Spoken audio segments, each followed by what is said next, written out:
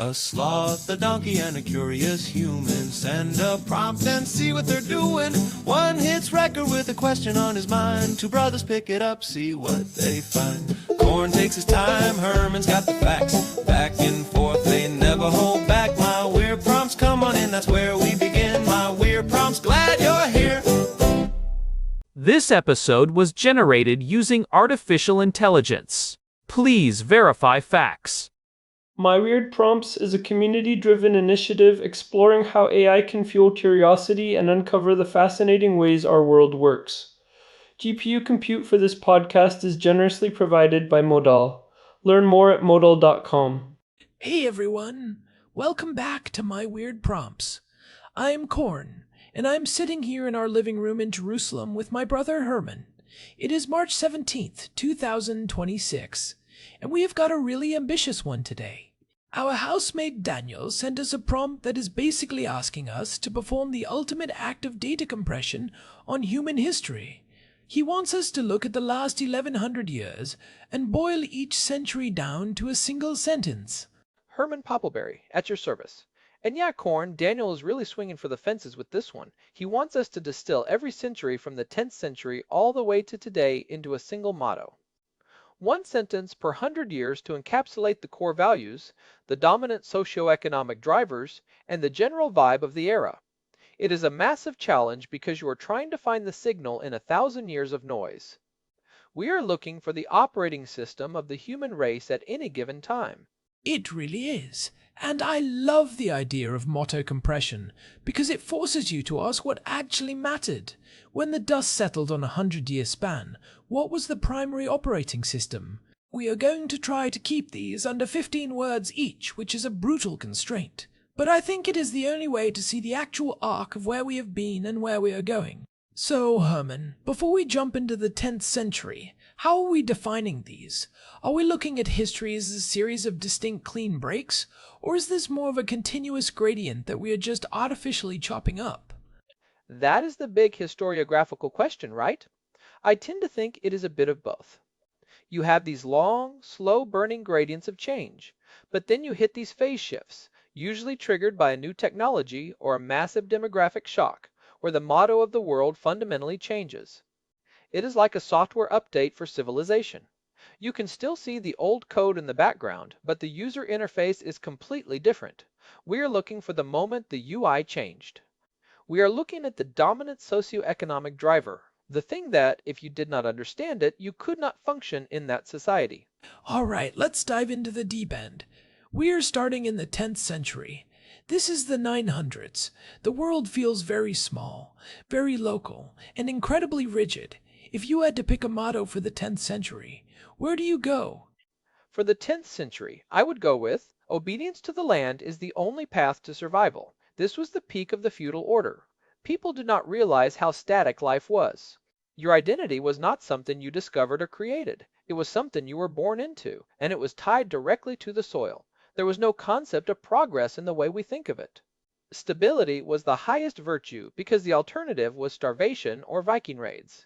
The technical mechanism here is the manorial system.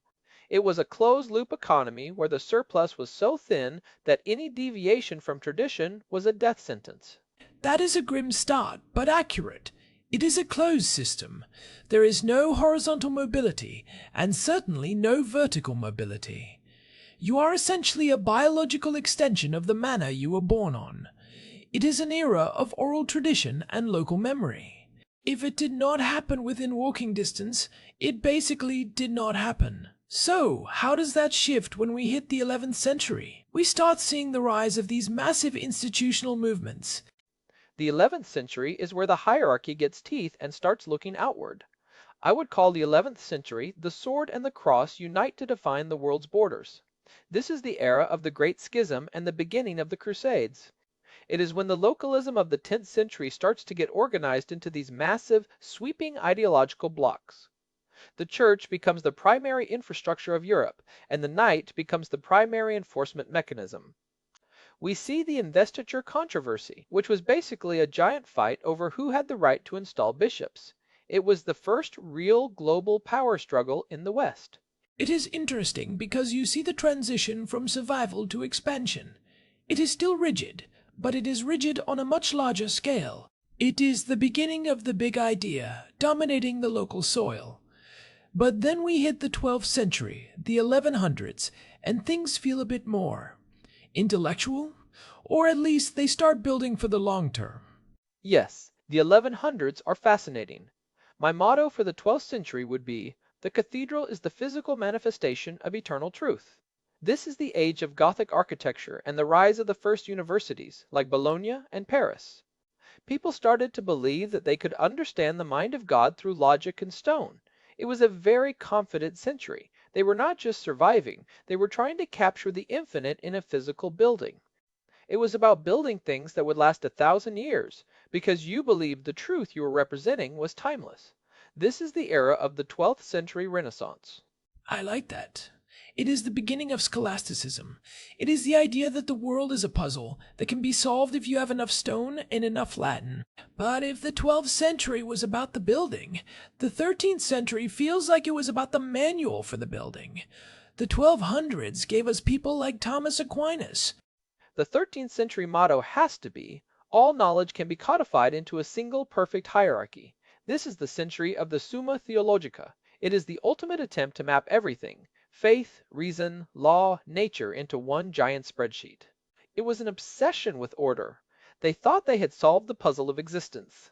They had the king at the top, the pope next to him, and a logical explanation for every single thing in between. It was the peak of human certainty. Even the Mongol Empire was creating a different kind of order in the East, connecting the world in a way that made this total knowledge feel possible. And then, as history loves to do, it just kicks the chair out from under that certainty. We hit the 14th century, the 1300s, the Black Death, the 100 Years' War, the Little Ice Age. It feels like the whole system just breaks. It really does. The 14th century motto is, "Survival amidst the scythe requires a new social contract." Between 1347 and 1351, the plague wiped out maybe 50% of Europe. It was a total system failure. But the second order effect was fascinating. Suddenly, labor was scarce. The survivors realized they had leverage. The old feudal obedience to the land motto from the 10th century died because the peasants could just walk away and find a better deal. It was a century of trauma, but it broke the stagnation. It forced the world to move from a land-rich, labor-poor model to something entirely different. It is the ultimate entropy event. We talked about entropy budgets back in episode 1106, and the 14th century is basically the human race running out of its stability budget and having to reinvent itself. It is the transition from the medieval to the early modern, which leads us to the 15th century, the 1400s. This is where I think the most important technical shift in history happens. You are talking about the printing press, of course, 1440. Johannes Gutenberg changes everything. The motto for the 15th century is, "The rediscovery of perspective expands the context window of humanity." I am using a bit of modern terminology there, but it fits. Perspective in art, pioneered by people like Brunelleschi, gave us a new way to see space, and the printing press gave us a new way to see information. Before the press, a book was a luxury item that took months to copy by hand. Suddenly, the speed of information propagation increased by roughly 1,000 times. It was like expanding the RAM of the human species. It is a massive expansion. If you think of the collective human consciousness as a processing unit, the printing press is the first time we actually get a high bandwidth connection between different nodes. You are no longer limited to what the person in your village knows. You can read what someone in Italy thought 10 years ago. It is the first time we see a context window expansion that rivals what we are seeing today with large language models. We went from oral tradition to a permanent, searchable, scalable record. And that leads directly into the 16th century, which is where that information bandwidth starts to tear the old institutions apart. The 1500s. The motto is, "The individual unbound shatters the monopoly on divine truth." This is the Reformation. Martin Luther takes that printing press and uses it to tell everyone they do not need a priest to talk to God. It is the birth of the modern individual. For the first time, your internal conviction is more important than the external hierarchy. It was incredibly chaotic and led to a century of religious wars, but you cannot put the genie back in the bottle once people start thinking for themselves. It was the transition from we believe to I believe. It is a pivot from institutional truth to personal truth. But then, in the 17th century, we see people trying to find a new kind of objective truth that is not based on the church or just personal feeling. They wanted something they could measure. Right. The 17th century is the era of the scientific revolution. The motto, reason and observation, replaced revelation as the source of authority. This is Galileo, Newton, Descartes. They stopped looking at old books to find out how the world worked and started looking at the world itself. They treated the universe like a giant clock. If you could understand the gears, you could predict the future. It was a shift from why to how. And that how gave humans a level of power over nature that was previously unthinkable. This is the century of the telescope and the microscope, extending human senses through technology. It is the beginning of the mechanical worldview. But it was still very elite, right? It was scientists and philosophers. It does not hit the average person's political life until the 18th century, the 1700s. That is where the Enlightenment really catches fire. The 18th century motto is, the light of liberty grants every man agency over his own destiny. This is the century of the American and French revolutions. It is the first time in history where the idea that all men are created equal isn't just a nice sentiment, but the actual source code for a new nation. We see the transition from being a subject to being a citizen. It is the ultimate expression of human agency. You are no longer a cog in a divine or royal machine, you are the architect. It is the century of the social contract, becoming a literal written document.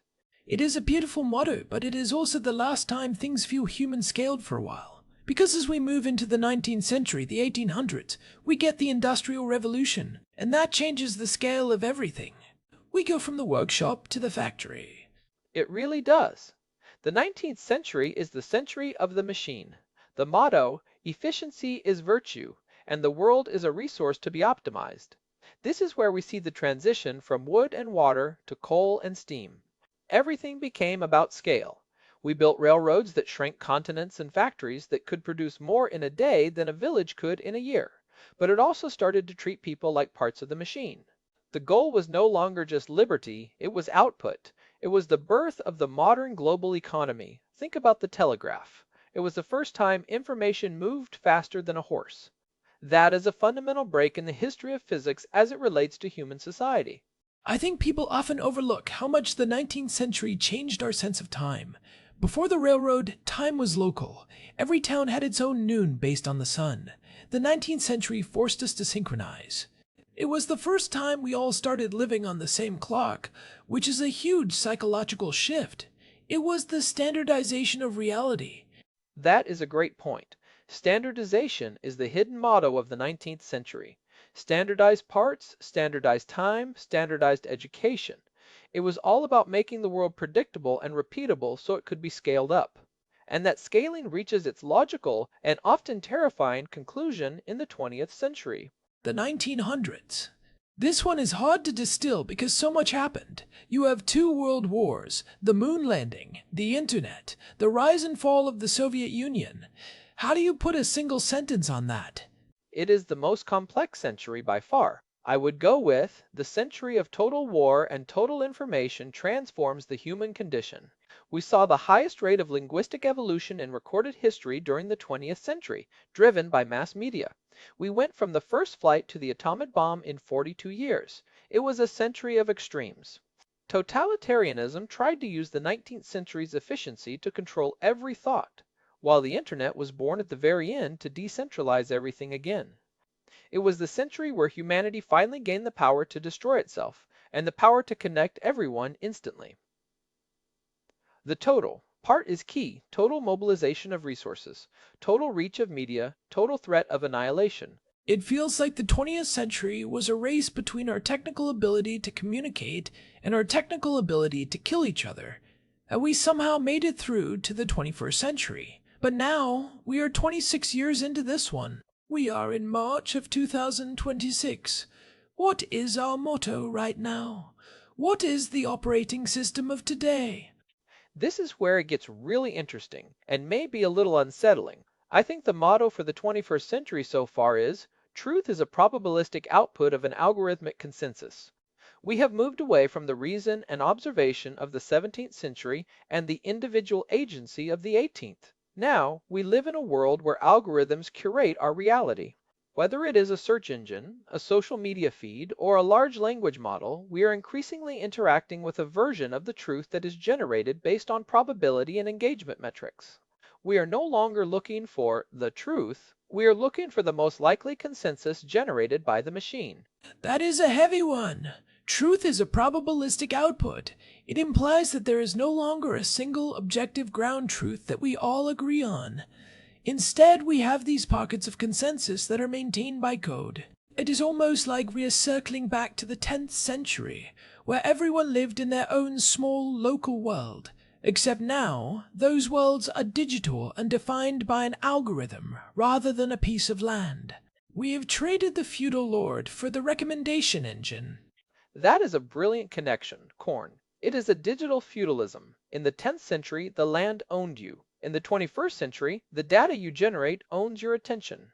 We are back to a state where stability and staying within your feed is the path of least resistance. But the difference is the speed. In the 10th century, nothing changed for generations. Now, the motto of the month can change overnight because of a viral trend or a new model update. The half-life of a cultural motto has shrunk from 100 years to about 6 weeks. So, looking at this whole arc, from obedience to the lands to truth as a probabilistic output, what is the pattern? Are we becoming more free, or just more complexly enslaved? It feels like we have expanded our context window, to the point where we can no longer process it without a filter. I think the pattern is the expansion of the context window. We started with a context window of a few miles and a few people. Every century, that window has gotten wider. We added books, then newspapers, then radio, then the internet. Now, our context window is effectively the entire sum of human knowledge, but it is too much for a single human brain to process. That is why we have ceded control to the algorithms. We needed a filter because the total information of the 20th century was overwhelming. The probabilistic truth is our way of coping with the infinite. So the algorithm is our new priest. Like the 16th century individual shattered the monopoly of the church, are we waiting for something to shatter the monopoly of the algorithm? Or is this the final state? Maybe. Or maybe we are entering an era where the human and the algorithm become so intertwined that the distinction doesn't matter anymore. But I think there's a danger in the probabilistic truth model. If truth is just what is most likely to be accepted by a specific group, we lose the ability to solve problems that require objective, hard-won facts. That is where our conservative worldview really kicks in. We believe there are permanent truths, things about human nature and the moral order that do not change regardless of what the latest probability distribution says. Gravity doesn't care about your engagement metrics. Just because an algorithm can predict what I want to hear doesn't mean what it's telling me is right. We have to maintain that human faculty of discernment. We talked about this in episode 748, when we were looking at the evolution of the machine and the future of our show. We have to be careful not to let the tools become the masters. We have to remember that the motto is something we choose, not something that is assigned to us by a server farm in Virginia. Right. And that brings us to the practical takeaways for everyone listening. Because it is all well and good to talk about centuries of history, but what does this mean for how you live your life on a Tuesday in March of 2026? How do you navigate a world of probabilistic truth? I think the first takeaway is to recognize the mottos you are living under. Most people are operating on a mix of 19th century industrial efficiency and 21st century algorithmic drift. They are trying to be perfectly productive while their attention is being shredded by a machine that treats truth as a variable. My advice? Reclaim some of that 17th century observation. Step back from the digital consensus and look at the world with your own eyes. Verify things. Do not just accept the probabilistic output. If the machine tells you something is true, ask yourself if it is actually true or just likely to be clicked. I would add to that, understand the history of your own agency. We live in a time where it is very easy to feel like a victim of circumstances or a cog in a giant global system. But the 18th century motto of liberty and agency is still the best operating system we have ever invented. It requires effort, though. It requires you to be an active citizen rather than a passive consumer of data. You have to be willing to be weirds in the way we discussed in episode 1152 to be off-center from the algorithmic average. Stop looking for a singular truth in the feed and start looking for the probabilistic consensus of your environment so you can intentionally step outside of it. That is so important. The algorithm wants you to be the average. It wants you to be predictable because predictable users are easier to monetize. Being human is about being unpredictable, about having that spark of creativity that doesn't show up in a probability curve. If we want to move into the 22nd century with our humanity intact, we have to protect that unpredictability. We have to protect our entropy budget. It is the entropy budget again. We need a certain amount of zaniness and unexpected behavior to keep the system from stagnating. If everything is perfectly optimized and predicted, we are basically back in the 10th century, just with better lighting and faster delivery. We need the friction. We need the disagreement. We need the brothers sitting in a room in Jerusalem arguing about the last 1,000 years instead of just letting an AI summarize it for us. Well, I don't think we are in danger of losing the disagreement part, Herman. But you are right. The friction is where the heat is, and the heat is where the life is. I am looking at these 12 mottos we have laid out, and it is a wild ride. From the soil to the soul, to the machine, to the code. It makes you wonder what happens when the probability becomes 100%. If the algorithm can predict us perfectly, does history end? I don't think it can. Because every time we build a new system of total order, like they tried in the 13th or the 20th century, something human always breaks through and creates a new entropy event. History isn't a straight line, it is a recursive loop that picks up more complexity every time it goes around. We might find ourselves back at obedience to the lands in the 22nd century, but this time because we have realized that our survival depends on the physical world more than the digital one. Obedience to the planet might be the next phase shift. That would be a fascinating twist. Obedience to the planet after 300 years of trying to conquer it. But for now, we are here in the algorithmic age, and I think the best thing we can do is stay curious and keep asking these weird questions. It is what keeps us from becoming just another data point in someone's training set. And speaking of data points, we have been doing this for over 1,300 episodes now. It is amazing to see how the conversation has evolved. We have gone from talking about basic tech prompts to trying to summarize a millennium in 20 minutes. It shows that even as the motto changes, the human desire to make sense of it all remains constant. It has been a journey, and we couldn't do it without the prompts Daniel sends us. It is funny, he is just in the other room, but he is the one who sets the direction for these deep dives. It is a good reminder that even in a world of big data, a single human idea can still kick off a massive exploration. One person, one question, and suddenly we are traveling through time. That is the power of a good prompt. It breaks the algorithmic loop. So, as we wrap up this historical tour, I want to leave our listeners with one thought. Which century's motto do you feel most aligned with? Are you a 12th century cathedral builder looking to create something eternal? Are you an 18th century revolutionary fighting for agency? Or have you fully embraced the 21st century probabilistic flow? Thinking about that might tell you a lot about how you navigate the world today. And if you enjoyed this trip through the centuries, we would really appreciate it if you could leave us a review on your podcast app or on Spotify.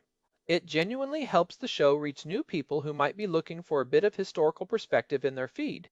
We are not just saying that, the algorithms actually listen to those reviews. They are part of the probabilistic consensus that determines if this show lives or dies. They really do. Help the machines realize that this is a conversation worth sharing. You can find all of our past episodes, including the ones we mentioned today, like episode 1106 on the entropy budget and episode 748 on the evolution of the machine, at our website, myweirdprompts.com. There is an RSS feed there for the traditionalists, and we have a Telegram channel if you want to get a notification every time we drop a new one. Just search for My Weird Prompts on Telegram.